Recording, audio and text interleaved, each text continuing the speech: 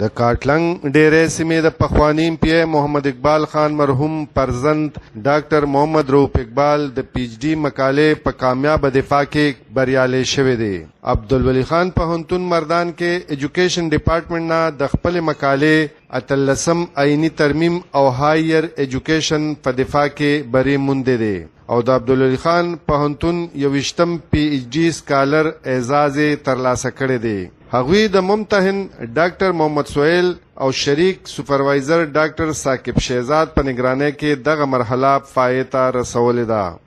چونکې دا پی ایچ ډي چې دا ما د اتلسم ترمیم او په هایر ایجوکیشن باندې کړی دا افیکټ اف 18 امندمنت ان هایر ایجوکیشن ان خیبر پختونخوا. دی پی ایچ ډي دوران کې ما د خپل معزز اساتذه کرام نه د خپل ملګرو نه او د خپل سینیر نه الله په تحقیقي حواله چې ما کوم زده کړې کړې دي که خیري نو هغه به زه لاندې کلاس روم ته او په کلاس کې دننه د ماشوم د زده کړې په حواله به زه انشاءالله بروکار راولم، که هغه د انتظامیې په حواله باندې که د منیجمنټ په حواله انشاءالله دغه کوم زده کړې چې ما کړې دي دا به زه عملي طور په سکول کې راولم انشاءالله.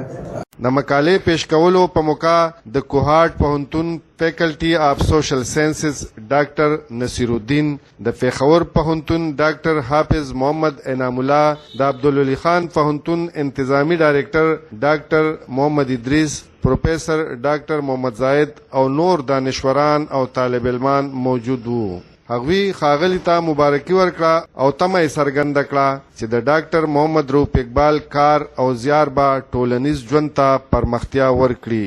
نن زموږ دپاره زموږ د ډپارټمنټ دپاره او د کاټلنګ د علاقې دپاره یو ډېره د خوشحالۍ ورځ ده چې نن زموږ یو سټوډنټ رؤوف خان نن دغه ډیفینس ورځ ده او دا ډیفینس عامو خلکو دپاره دا و چې د کوم په ریسرچ کار کړی دی هغه خپل ریسرچ کار د پریزنټ کو او پبلک ډیفنس مختلف خلک ناست دي د هغې ریسرچ حوالې سره یې په ده باندې کوېسچن وکړلې او هغه د تسلي بخش جوابونه ورکړل.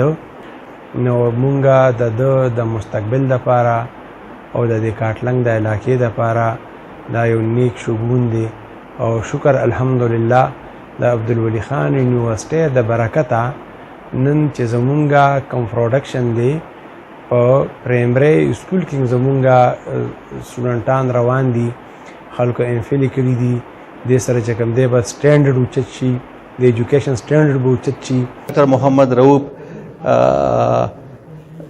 achieved a milestone being PhD degree. I am offering heartiest congratulations. At this moment, he did a very hard work during this work with patience, and he deserved it. He worked very hard. He searched everything relating to his topic thoroughly, so he deserved it much more, and inshallah I hope that he will work much more after achieving this milestone, a PhD degree in the field of education. چې مالی ستونزې ورسره نشته. د دې ټول کریډټ چې دی د دې پوهنتون وایس چانسلر پروفیسر ډاکټر ظهور الحق ته ځي چې په تیر 2 کاله کې ټایمز هایر ایجوکیشن رینکینګ کې دا په سالم پاکستان کې په اول نمبر راغلی ده او په دنیا کې نه دی رینکینګ راغلی دی.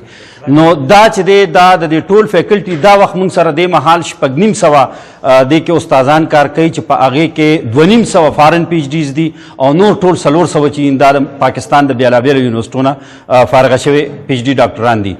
دې وخت کې زمونږ فیکلټي بالکل پوره ده، د هیڅ قسمه نور ضرورت راته نشته او یونیورسټي چې دا نو دا د خپل پرمختګ په اعلی او سپریم اړخ باندې روانه ده. محمد ايوب پښتونخوا ریډیو مردان.